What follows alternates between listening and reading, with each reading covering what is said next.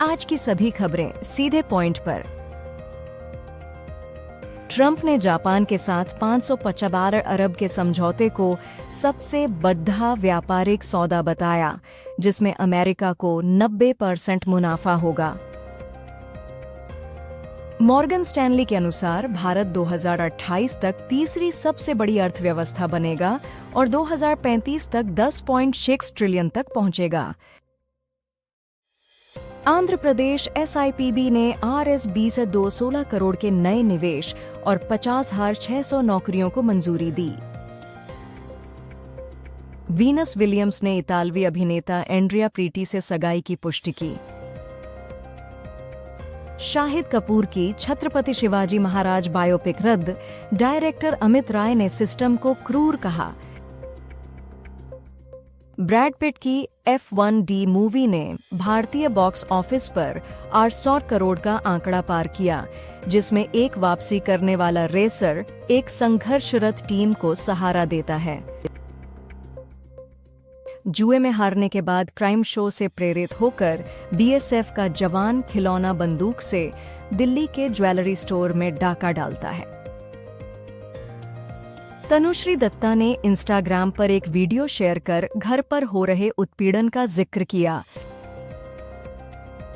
गाजियाबाद में नकली दूतावास का भंडाफोड़, लग्जरी गाड़ियां और डिप्लोमेटिक गियर जब्त।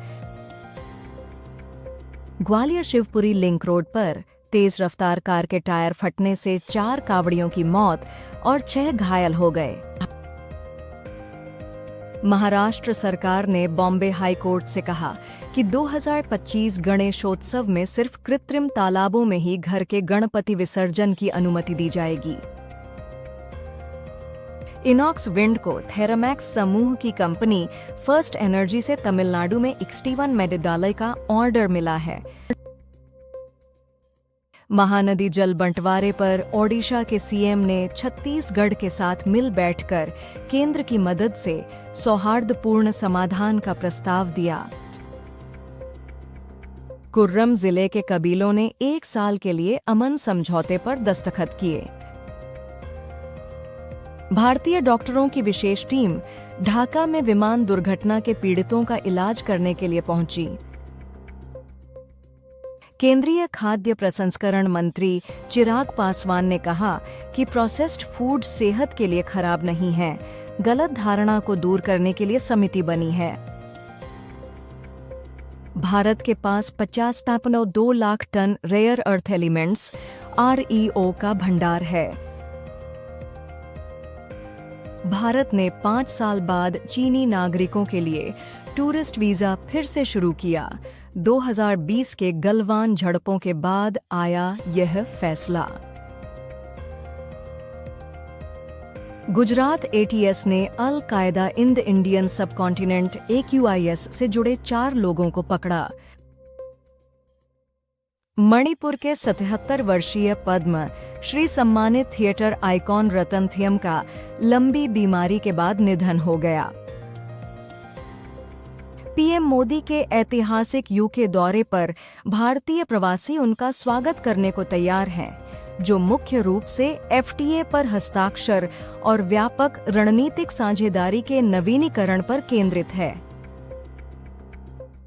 भारत का मोबाइल फोन निर्यात 10 सालों में 137 गुना बढ़कर 2 लाख करोड़ रुपए हो गया।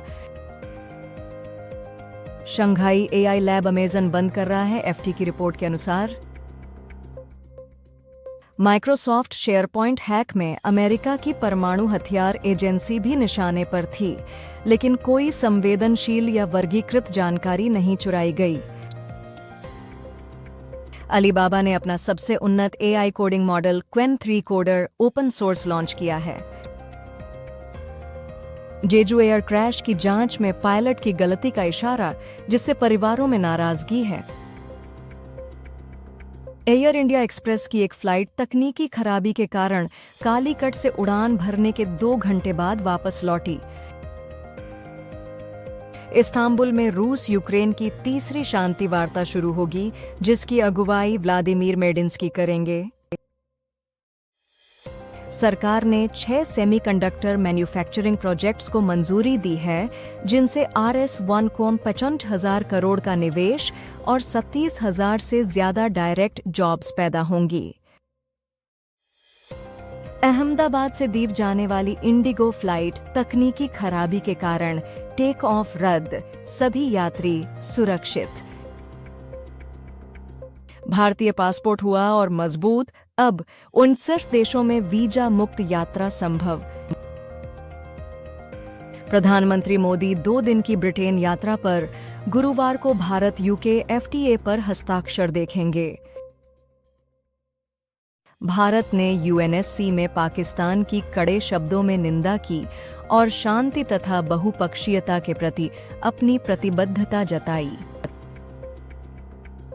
OnePlus ने भारत में 9,340 mAh बैटरी वाला किफायती OnePlus Pad Lite लॉन्च किया, जो 11 इंच डिस्प्ले और Helio G100 चिपसेट के साथ आता है।